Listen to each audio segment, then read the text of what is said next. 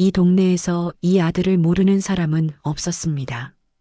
어머니에게 효도 잘하는 아들로 매달 용돈을 꼬박꼬박 보내는 자랑스러운 장남으로 말이죠. 그런데 그 돈이 어디서 나오는지는 아무도 묻지 않았습니다. 만약 당신의 아들이 절대 말하면 안 되는 직업을 갖고 있다면 부모는 어디까지 모른 척해야 할까요? 강민수, 35의 장남이었습니다. 키 크고 말씨 부드럽고 언제나 부모님 앞에서는 존댓말을 쓰는 사람. 동네 어르신들이 지나갈 때마다 허리 숙여 인사하던 그런 아들이었습니다. 민수 어머니는 슈퍼를 운영하고 계셨습니다. 오전 8시부터 밤 10시까지 30년 넘게 한 자리를 지키며 살아온 분이었죠. 아버지는 10년 전 허리를 다치셔서 일을 그만두셨습니다. 그 이후로는 집에서 텔레비전을 보거나 가끔 동네 공원을 산책하는 게 전부였습니다. 그런 부모님께 민수는 정말 잘했습니다. 매달 첫째 주 월요일이면 어김없이 100만 원씩 송금했습니다. 명절에는 따로 50만 원을 더 넣어드렸고 어머니 생신에는 백화점 상품권을 챙겨드렸습니다. 어머니는 손님들에게 늘 자랑했습니다. 우리 큰애가 요새 잘 돼서 말이야. 부모 걱정은 안 해도 된다니까. 민수에게는 동생이 둘 있었습니다. 둘째 아들 민호는 회사원이었는데 결혼하고 아이들 키우느라 여유가 없었습니다. 막내딸 민지는 간호사였지만 본인 생활비로 빠듯한 상황이었죠. 그래서 부모님은 더욱 민수에게 의지했습니다. 경제적으로도 마음으로도 민수는 이 집의 기둥이었습니다. 동네 사람들도 알고 있었습니다. 민수 씨는 효자라는 걸, 그 집 장남은 다르다는 걸. 그런데 이상한 점이 하나 있었습니다. 민수가 정확히 무슨 일을 하는지는 아무도 몰랐습니다. 부모님도 동생들도 심지어 가까운 친척들도 민수의 직업을 물으면 얼버무렸습니다. 사람 만나는 일 한다던데. 영업 쪽인가 봐. 그게 전부였습니다. 회사 이름도 사무실 위치도 명함 하나 본 적이 없었습니다. 하지만 아무도 캐묻지 않았습니다. 그럴 필요가 없었으니까요. 돈은 잘 벌고 효도는 잘하고 말썽 한 번 없는 아들인데 뭘 더 알아야 했을까요? 그렇게 이 가족은 모르는 게 편한 평화를 유지하고 있었습니다. 하지만 모든 비밀은 결국 들키게 되어 있습니다. 챕터 2. 설명하지 않는 직업, 묻지 않는 부모. 어느 일요일 오후였습니다. 민수는 부모님 댁에 들렀습니다. 손에는 과일 박스와 영양제를 들고 있었죠. 현관문을 열자 어머니가 반갑게 맞아주셨습니다. 어머니, 안녕하세요. 건강은 좀 어떠세요? 민수는 언제나 이런 식이었습니다. 20이 넘어서도 30이 넘어서도 부모님 앞에서 반말 한 번 하지 않는 아들이었습니다. 그날도 아버지는 거실 소파에 앉아 계셨습니다. 민수는 아버지 옆에 나란히 앉아 함께 텔레비전을 봤습니다. 뉴스가 나오고 있었습니다. 경제 관련 소식이었죠. 아버지가 무심코 물었습니다. 민수야, 요즘 경기가 안 좋다는데 너는 괜찮니? 민수는 잠시 뜸을 들이더니 조용히 대답했습니다. 아버지, 저는 괜찮습니다. 걱정 마세요. 아버지는 더 묻지 않았습니다. 사실 묻고 싶었습니다. 아들이 무슨 일을 하는지, 정확히 어떤 회사에 다니는지, 월급은 얼마나 받는지. 하지만 물을 수가 없었습니다. 물으면 아들이 불편해할 것 같았습니다. 그래서 그냥 믿기로 했습니다. 어머니도 마찬가지였습니다. 슈퍼 단골 손님들이 가끔 물어봤습니다. 사장님, 아드님 무슨 일 하시나요? 어머니는 웃으며 대답했습니다. 글쎄, 사람 상대하는 일이라는데. 자세한 건 나도 잘 몰라. 우리 큰애가 워낙 독립적이어서 말이야. 그 말 뒤에는 항상 이런 생각이 숨어 있었습니다. 괜히 캐묻다가 정 떨어질까봐. 돈 잘 벌면 됐지, 뭐. 민수도 그걸 알고 있었습니다. 부모님이 묻지 않는다는 걸. 그래서 더욱 말하지 않았습니다. 아니, 말할 수 없었습니다. 그날 저녁 민수는 어머니가 차려주신 밥을 먹으며 말했습니다. 어머니, 다음 달에 조금 더 보내드릴게요. 요즘 일이 잘 돼서요. 어머니는 손을 내저었습니다. 아니야, 민수야. 내가 쓸 때도 많을 텐데. 우리는 이만큼이면 충분해. 하지만 민수는 고개를 저었습니다. 아닙니다. 어머니, 아버지께서 평생 고생하셨는데 이제는 제가 해드려야죠. 그 말에 어머니 눈시울이 붉어졌습니다. 아버지도 고개를 끄덕이셨습니다. 이 아들이 얼마나 기특한지 말로 표현할 수 없을 만큼 고마웠습니다. 하지만 그 순간에도 민수의 휴대폰은 계속 진동하고 있었습니다. 화면에는 숫자와 이름 그리고 금액이 빠르게 올라오고 있었습니다. 민수는 재빨리 휴대폰을 뒤집어 놓았습니다. 부모의 믿음은 때로는 진실을 가리는 가장 단단한 벽이 됩니다. 그리고 그 벽 뒤에서 민수는 아무도 모르는 삶을 살고 있었습니다. 그로부터 한 달 뒤 아버지가 쓰러지셨습니다. 오래된 허리 문제가 악화된 것이었습니다. 응급실로 실려가셨고 입원 치료를 받게 되셨습니다. 민수는 즉시 병원으로 달려왔습니다. 병실에서 밤을 새웠고 간호도 도맡았습니다. 어머니는 슈퍼를 비울 수 없었기에 낮에만 잠깐씩 들렀습니다. 민호와 민지도 각자 바빠서 주말에만 얼굴을 비쳤습니다. 결국 민수가 아버지 곁을 가장 오래 지켰습니다. 아버지는 그런 아들이 고마웠습니다. 하지만 동시에 무언가 이상하다는 느낌도 받았습니다.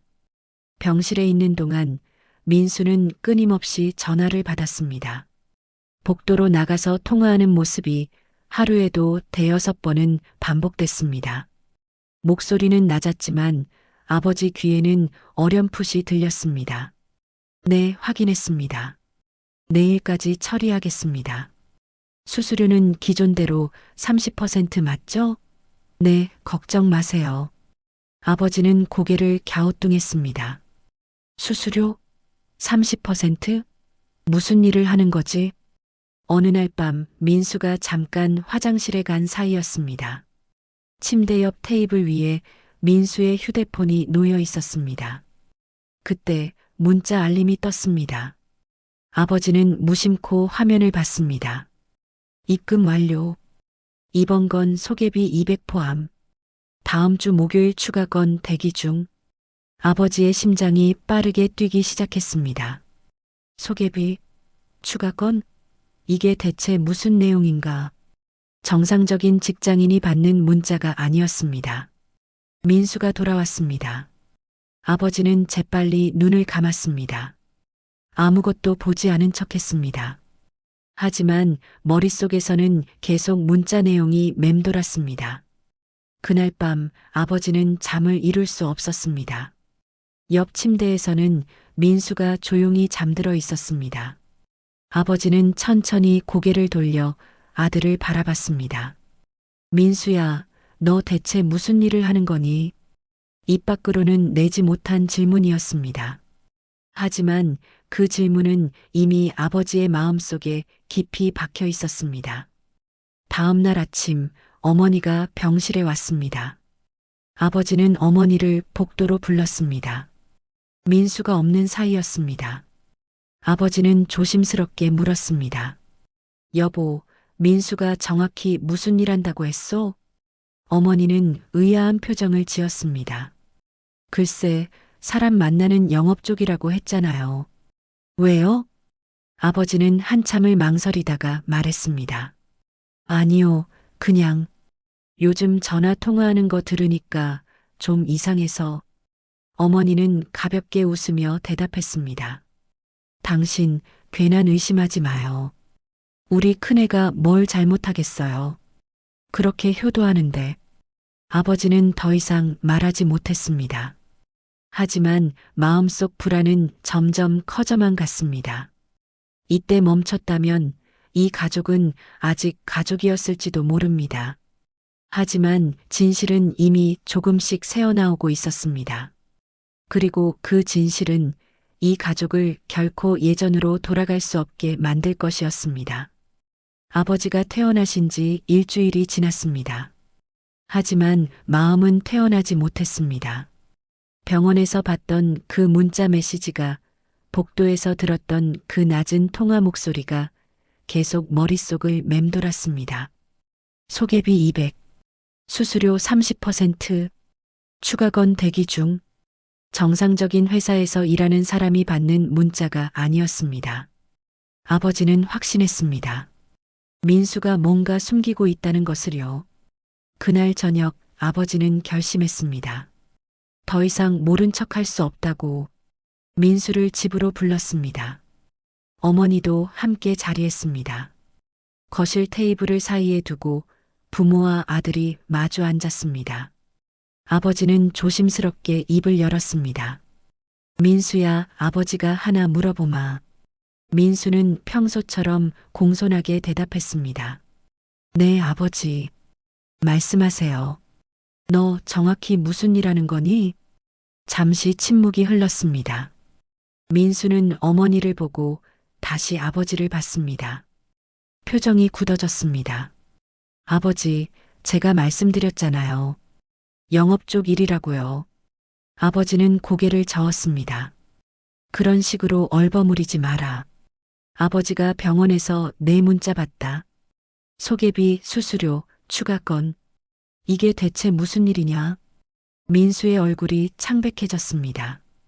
들켰다는 걸 깨달은 순간이었습니다. 어머니도 놀란 표정으로 민수를 쳐다봤습니다. 민수야, 무슨 말이니? 아버지 말씀이 무슨 뜻이야?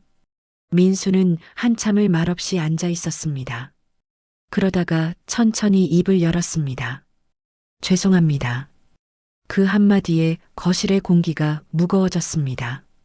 아버지는 주먹을 쥐었습니다. 뭐가 죄송하다는 거냐? 제대로 말해봐라. 민수는 고개를 들었습니다. 눈빛이 달라져 있었습니다.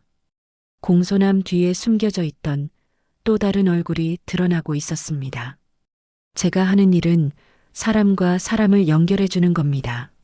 무슨 소리냐? 돈이 필요한 사람과 돈을 빌려줄 사람을 연결해 줍니다. 은행에서 대출 안 되는 사람들이요. 급하게 목돈이 필요한데 갈 데가 없는 사람들이 있습니다. 저는 그런 사람들을 도와주는 거예요. 아버지는 숨이 막혔습니다. 그게 사채란 얘기냐? 민수는 고개를 끄덕였습니다. 정확히 말하면 사채 중개입니다. 제가 직접 돈을 빌려주는 건 아니에요. 사람을 소개해 주는 거죠. 그리고 그 대가로 수수료를 받습니다. 어머니가 떨리는 목소리로 물었습니다. 민수야, 그게 불법 아니니? 민수는 잠시 망설이다가 대답했습니다. 법의 회색지대입니다. 완전히 불법은 아니에요. 다만 떳떳하게 말할 수 있는 일은 아니죠. 아버지는 자리에서 벌떡 일어났습니다. 이 자식이 지금 무슨 소리를 하는 거야? 회색지대? 그게 사람 할 짓이냐? 민수도 자리에서 일어났습니다. 처음으로 아버지 앞에서 목소리를 높였습니다. 그럼 아버지는 제가 어떻게 하길 바라셨습니까? 평범한 회사 다니면서 월급 200만 원 받으면서 살라고요? 그러면서 부모님 용돈 드릴 수 있을 것 같으세요? 그런 식으로 번 돈은 받고 싶지 않다. 이미 받으셨잖아요. 거실이 조용해졌습니다. 민수의 말에 아버지는 말문이 막혔습니다. 어머니는 손으로 입을 막았습니다. 민수는 차분하게 말을 이었습니다. 지난 5년 동안 제가 보내드린 돈 계산해 보셨어요? 6천만 원 넘습니다. 명절 용돈, 생신 선물, 병원비까지 합하면 8천은 될 겁니다. 그 돈으로 어머니는 슈퍼 리모델링 하셨고 아버지는 허리 수술 받으셨어요. 제 동생들은 한 푼도 안 보냈지만 저는 꼬박꼬박 챙겨드렸습니다. 아버지는 주먹을 떨었습니다. 그게 자랑이냐? 자랑이 아닙니다. 현실입니다. 민수는 소파에 다시 앉으며 말했습니다. 아버지, 어머니, 세상이 깨끗한 돈만 굴러가는 줄 아세요? 제가 일하는 사람들, 다들 저보다 더한 일합니다. 어떤 사람은 보험 사기 설계하고 어떤 사람은 노인들 상대로 투자 사기 칩니다. 저는 그나마 양반이에요. 진짜 급한 사람들한테 연결만 해주는 거니까요. 어머니가 울먹이며 물었습니다. 민수야, 그래도 이건 아니지 않니? 우리가 그렇게 키웠니? 민수는 쓴웃음을 지었습니다. 어머니, 제가 25에 취직했을 때 기억하세요? 첫 월급 150만 원이었어요. 거기서 월세 내고 밥 먹고 나면 남는 거 없었습니다. 그때 어머니가 뭐라고 하셨는데요? 큰애니까 부모 좀 도와야 하는 거 아니냐고. 동생들은 아직 어리니까 너라도 좀 보태라고 하셨잖아요. 어머니는 고개를 떨구었습니다. 기억났습니다. 그때 그런 말을 했던 것이. 민수는 담담하게 말을 이었습니다. 그래서 저는 방법을 찾았습니다. 더 많이 벌 수 있는 방법을요. 처음에는 죄책감이 있었어요. 하지만 시간이 지나니까 익숙해지더라고요.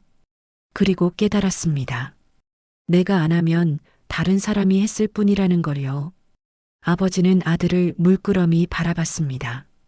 이 사람이 정말 자신의 아들이 맞는가 싶었습니다. 35년을 함께 살았는데 이렇게 낯선 사람이 될 수 있다는 게 믿기지 않았습니다. 민수야. 아버지의 목소리는 떨리고 있었습니다. 너는 지금 내가 한 말이 뭔지 알고나 있는 거냐? 민수는 아버지를 똑바로 쳐다봤습니다. 알고 있습니다. 그리고 후회하지 않습니다. 그 순간 아버지는 알았습니다. 이 아들은 이미 돌아올 수 없는 곳까지 가버렸다는 것을요. 그날 밤 집안은 얼어붙었습니다. 민수는 그대로 나가버렸고 어머니는 밤새 울었습니다. 아버지는 거실 소파에 앉아 담배를 피웠습니다. 20년 만에 처음 피우는 담배였습니다. 이걸 어떻게 해야 하나? 신고를 해야 하나? 아니면 그냥 모른 척 해야 하나? 아버지의 머릿속은 복잡했습니다. 한쪽에서는 도덕이 말했습니다. 잘못된 건 잘못된 거다. 아들이든 뭐든 법을 어기면 대가를 치러야 한다고요. 하지만 다른 한쪽에서는 부정이 말했습니다. 그래도 내 자식인데 어떻게 부모가 자식을 신고할 수 있느냐고요. 며칠 뒤 아버지는 둘째 아들 민호를 불렀습니다. 조용한 카페에서 둘이 마주 앉았습니다. 아버지는 형의 이야기를 전부 들려줬습니다. 민호는 듣고 나서 한참 동안 말이 없었습니다. 그러다가 입을 열었습니다. 아버지, 신고하셔야 합니다. 아버지는 놀란 표정으로 민호를 봤습니다. 뭐라고? 형 때문에 집안 망신입니다. 지금이라도 정리 안 하면 나중에 더 큰일 납니다. 형이 지금까지 벌어놓은 게 얼마나 되는지 아세요? 나중에 경찰 조사 들어가면 아버지 어머니까지 연루될 수도 있어요. 아버지는 고개를 저었습니다. 그래도 그렇지 어떻게 형을 신고하냐? 민호는 단호하게 말했습니다. 그게 진짜 가족을 위하는 길입니다. 저는 지금 결혼해서 애들 키우고 있어요. 제 아이들한테 큰아버지가 범죄자라고 말하고 싶지 않습니다. 아버지는 더 이상 말할 수 없었습니다.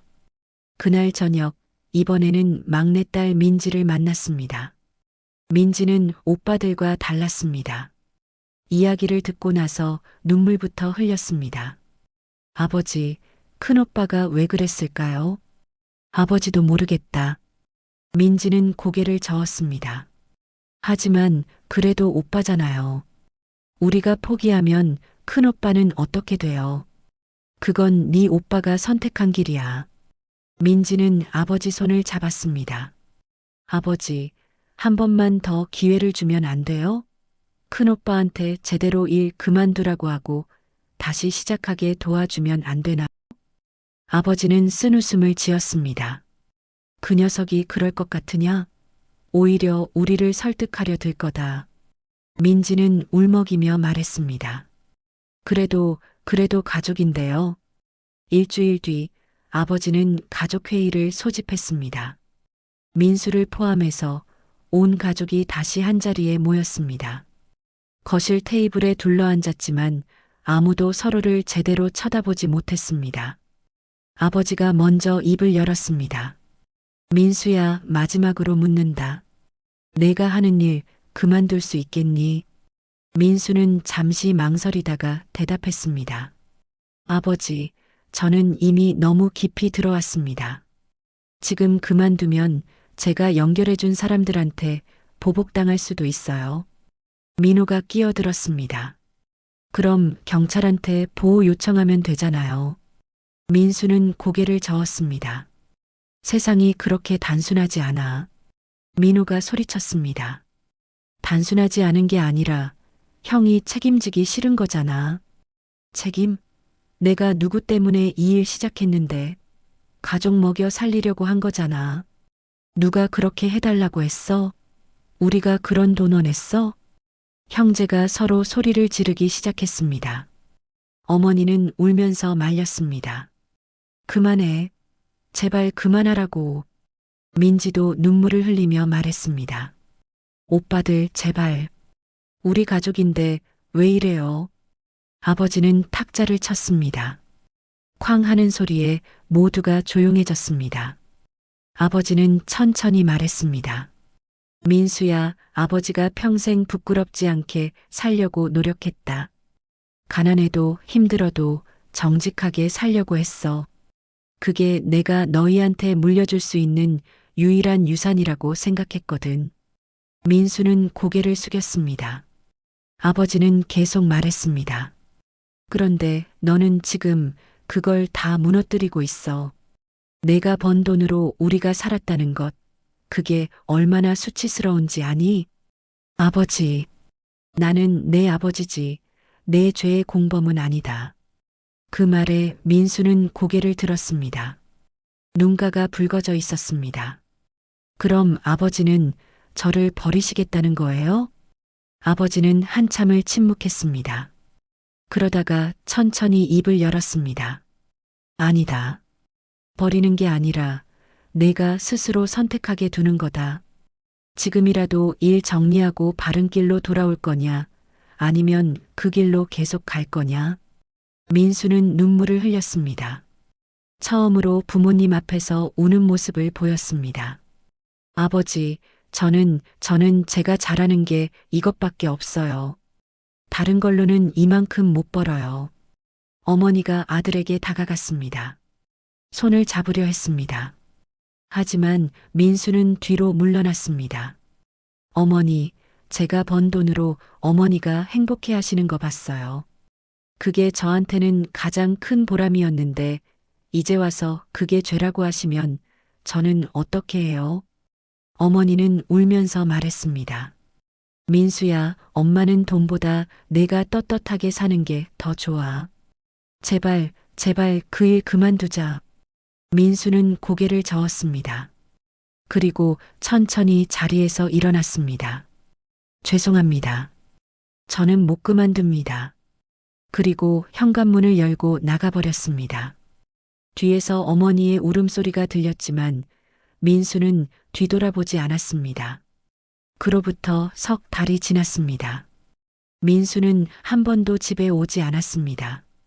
전화도 받지 않았습니다. 송금도 끊겼습니다. 어머니는 매일 밤 아들 걱정에 잠을 이루지 못했습니다. 민수가 지금 어디서 뭘 하고 있을까? 밥은 먹고 다니나? 혹시 위험한 일에 휘말린 건 아닐까? 아버지는 아무 말도 하지 않았습니다. 하지만 텔레비전을 보다가도 신문을 읽다가도 사건 기사가 나올 때마다 가슴이 철렁 내려앉았습니다. 혹시 아들 이름이 나오는 건 아닐까 하고요. 민호는 부모님과 연락을 끊었습니다. 형 때문에 가족 모임에 나가기가 창피하다고 했습니다. 민지만 가끔 와서 어머니를 위로했습니다. 어머니, 큰오빠가 정신 차리고 돌아올 거예요. 하지만 어머니는 고개를 저었습니다. 그 애는 안 돌아올 거야. 이미 너무 멀리 가버렸어. 그러던 어느 날 민수에게서 연락이 왔습니다. 문자 한 통이었습니다. 아버지, 어머니, 지금까지 죄송했습니다. 그리고 감사했습니다. 제가 하는 일이 잘못됐다는 거 이제 알겠습니다. 하지만 돌이킬 수가 없습니다. 저는 제가 선택한 길의 끝을 보겠습니다. 부디 건강하세요. 그리고 저를 잊어주세요. 어머니는 그 문자를 보고 주저앉았습니다. 민수야, 민수야. 아버지는 휴대폰을 들었습니다. 민수에게 전화를 걸었습니다. 하지만 연결되지 않았습니다. 번호가 해지된 것이었습니다. 아버지는 창밖을 바라봤습니다. 비가 내리고 있었습니다. 내가 뭘 잘못한 걸까? 어디서부터 잘못된 걸까? 사실 아버지도 알고 있었습니다. 민수가 돈을 보낼 때 너무 많다고 생각했던 순간들이 있었다는 것을요. 그때 한 번이라도 제대로 물어봤더라면 이렇게까지 되지는 않았을지도 모른다는 것을요. 하지만 그때는 편했습니다. 모르는 게, 물어보지 않는 게, 그래서 계속 받았습니다. 아들이 보내주는 돈을, 아들이 챙겨주는 효도를 의심 없이 받아들였습니다. 그리고 그 결과가 지금이었습니다. 그로부터 1년 뒤 뉴스에 작은 기사 하나가 났습니다. 불법 사채 조직 적발, 관련자 10여 명 구속. 그 명단 속에 민수의 이름이 있었습니다. 아버지와 어머니는 법정에 갔습니다.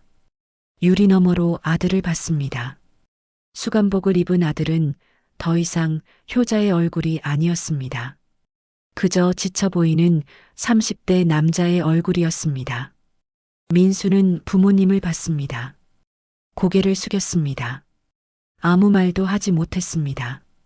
어머니는 울었습니다. 아버지는 담담하게 아들을 바라봤습니다. 재판은 빠르게 진행됐습니다. 민수는 징역 3년을 선고받았습니다. 집행유예 없이 실형이었습니다. 판결문 낭독이 끝나고 민수는 끌려가기 전 부모님을 돌아봤습니다. 마지막으로 한마디 했습니다. 아버지, 어머니, 효도하려고 했는데 결국 이렇게 됐네요. 죄송합니다. 아버지는 아무 대답도 하지 않았습니다.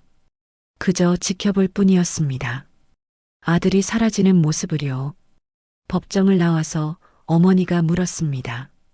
여보, 우리가 면회 가야 하지 않겠어요? 아버지는 한참을 생각하다가 대답했습니다. 아직은 아니요. 그 애가 진짜 뉘우치는 시간이 필요해. 하지만, 여보, 우리가 너무 빨리 용서하면 그 애는 진짜 반성을 안 해요. 혼자 있는 시간이 필요해. 어머니는 고개를 끄덕였습니다. 하지만 집으로 돌아오는 내내 눈물을 멈출 수가 없었습니다. 그로부터 2년이 흘렀습니다. 민수는 교도소에서 모범수로 지내고 있다고 했습니다. 한 달에 한 번씩 편지가 왔습니다.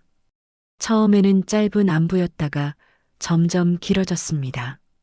어느 편지에는 이렇게 적혀 있었습니다. 아버지, 어머니, 이곳에서 많은 생각을 했습니다. 제가 효도라고 생각했던 것들이 사실은 저를 위한 것이었다는 걸 이제 알겠습니다. 부모님을 기쁘게 해드리는 게 아니라 제가 인정받고 싶었던 거였습니다.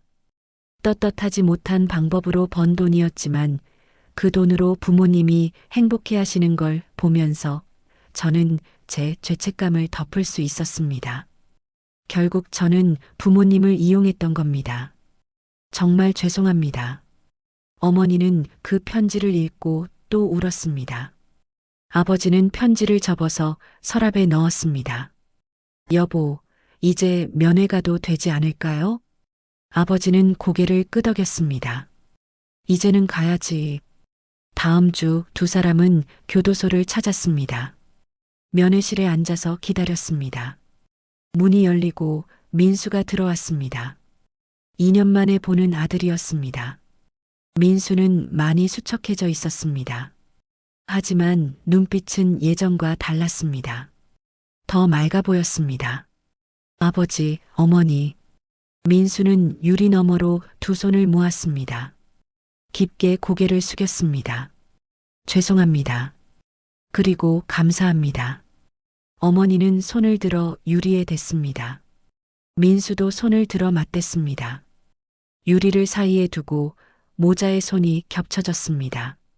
아버지는 조용히 말했습니다. 민수야, 아버지는 내가 언제 나오든 기다릴 거다. 하지만 나와서는 제대로 살아야 한다. 알겠니? 민수는 고개를 끄덕였습니다. 네, 아버지. 약속드립니다. 그리고 아버지는 잠시 말을 멈췄습니다. 목이 메었습니다.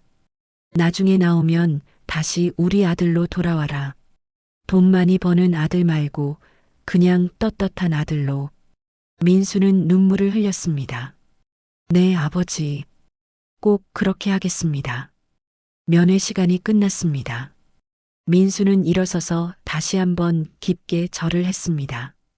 그리고 문을 나가기 전 뒤돌아보며 말했습니다. 아버지, 어머니, 사랑합니다. 문이 닫혔습니다. 어머니는 한참을 그 자리에 서 있었습니다. 아버지가 어깨를 감싸 안았습니다. 여보, 이제 가요. 여보, 우리 민수가 변하긴 한 건가요? 글쎄요. 모르겠소. 하지만 적어도 변하려고 노력은 하고 있는 것 같소. 두 사람은 교도소를 나왔습니다. 바깥은 햇살이 따뜻했습니다. 아버지는 하늘을 올려다봤습니다. 효도란 뭘까? 이제는 알 것 같았습니다. 효도는 돈의 액수가 아니었습니다. 얼마나 자주 찾아오는가도 아니었습니다. 효도는 부모를 어떤 사람으로 남게 하는가의 문제였습니다. 민수는 부모에게 많은 돈을 들였습니다. 하지만 그 돈은 부모를 죄인의 부모로 만들었습니다. 떳떳하지 못한 돈을 받은 사람으로 만들었습니다. 그게 진짜 불효였습니다. 어머니는 걸어가면서 중얼거렸습니다. 우리가 잘못한 건가요? 민수한테 너무 기대를 많이 건 건가요? 아버지는 고개를 저었습니다. 잘잘못을 따질 때가 아니요. 이제는 어떻게 다시 시작할지 생각해야지. 민수가 나오면 우리가 도와줘야 할까요? 당연하지. 하지만 이번에는 제대로 도와줘야지. 그 애가 바른 길로 가도록 말이요. 집으로 돌아오는 길, 두 사람은 손을 잡고 걸었습니다. 오랜만에 함께 손을 잡은 것이었습니다. 슈퍼 앞에 도착했습니다. 어머니는 가게 문을 열었습니다. 아버지도 함께 들어갔습니다. 예전처럼 청소를 도왔습니다. 여보, 이제는 우리 둘이서 살아야죠. 그래야지요. 원래 그래야 했던 거요. 민수한테 받던 돈이 끊기니까 좀 빠듯하긴 하네요. 아버지는 웃었습니다. 빠듯한 게 정상이지. 그게 우리 삶이었소. 어머니도 웃었습니다. 오랜만에 지은 진짜 웃음이었습니다. 그로부터 1년 뒤 민수는 출소했습니다. 교도소 앞에는 아버지와 어머니가 기다리고 있었습니다. 민수는 두 분을 보고 달려가 안겼습니다. 아버지, 어머니. 그래, 잘 왔다. 민수는 새로운 삶을 시작했습니다. 작은 물류회사에 취직했습니다. 월급은 300만 원 남짓이었습니다. 예전에 비하면 턱없이 적은 금액이었습니다. 하지만 민수는 행복했습니다. 떳떳했으니까요. 첫 월급을 받은 날 민수는 부모님 댁에 찾아갔습니다. 손에는 작은 꽃다발을 들고 있었습니다. 아버지, 어머니, 이거 받으세요. 봉투 안에는 10만 원이 들어 있었습니다. 예전에 드리던 100만 원의 10분의 1이었습니다. 하지만 어머니는 그 돈을 받고 울었습니다. 민수야, 고맙다. 민수는 웃으며 말했습니다. 어머니, 이제부터는 이 돈으로 효도할게요. 적지만 떳떳한 돈이에요. 아버지는 아들의 어깨를 두드렸습니다. 그래, 하지만 이제 용돈을 주지 않아도 된다. 그 돈을 저축해라. 그날 저녁 세 식구는 오랜만에 함께 식사를 했습니다. 민우도 왔고 민지도 왔습니다. 다시 모인 가족이었습니다. 완벽하지는 않았습니다. 상처는 아직 남아 있었습니다. 하지만 적어도 다시 시작할 수 있었습니다. 민수는 이제 알았습니다. 진짜 효도가 무엇인지를요. 지금까지 들어주셔서 감사합니다.